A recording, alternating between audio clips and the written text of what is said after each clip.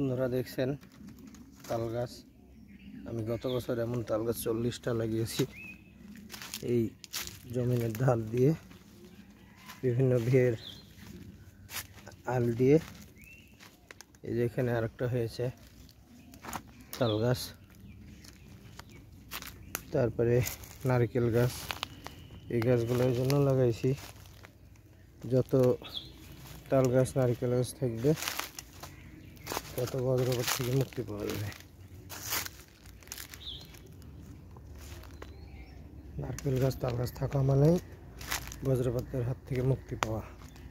আপনারা বেশি বেশি তাল গাছ লাগাবেন এবং মানুষকে বজ্রপাতের হাত থেকে রক্ষা করবেন।